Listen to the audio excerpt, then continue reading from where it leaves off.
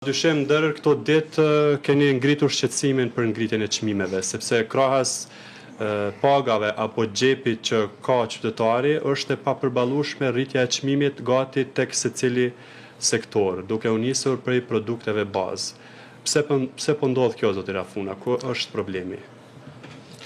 Po, biznesi vitin që lëm pas, vitin 2025 është përballë me sfida të ndryshme, dhe një ndër sfidat më të mëdha që ka qenë të cilën e keni përcjellë ju përmes mediumit juaj, ka qenë çështja e energjisë elektrike. Dhe nëse shohim të dhënat të Agjencioni Statistikave të Kosovës, se shohim që energjia elektrike është ajo që ka psuar më shumë të rritje, dhe është ai stimuluesi më i madh i ngritjes së inflacionit në Republikën e Kosovës. Inflacionin me dhënat preliminare, për shkak se ende nuk i kemi dhënat finale dhe jemi duke i përpunuar mirë, por me dhënat preliminare shifet që në mesatare në Kosovë gjatë vitit 2025 ka qenë në 3.9. Domthonjë që ka kap afër 4%, që është inflacioni më i lartë jo vetëm në rajon, po është edhe në Bashkimin Evropian.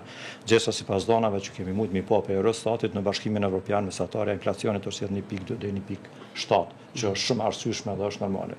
Kurse te na është shumë e ngritur dhe nëpërmjet këtij inflacioni janë ngritur edhe çmimet. Dhe qytetarët e Republikës Kosovës janë varfëru, që nuk kupton vlera e parave të tyre ka humbur. Çka ka bler vitin 2024 në shport familjare me 500 euro, në vitin 2025 është dashur minimumi 700 euro për shportën e njëjtë familjare. Për shkak se nëse jemi në strukturën e çmimeve sipas Agjencionit Statistikave të Kosovës, e shohim që produktet që më shumë të kanë pësuar rritje janë produktet e konsumit ditor. Dhe pikërisht këto janë ku e kanë varfruar qytetarët e Republikës Kosovës, duke mos e përjashtuar edhe prapë siç e thamë edhe te ofrimi i shërbimeve siç është energjia elektrike, tani është edhe çështja e ujit, ku janë paralajmëruar edhe ngritja e fakturave të ujit për 40%, po ashtu edhe mbeturinave dhe të gjitha shërbimeve të tjera komunale.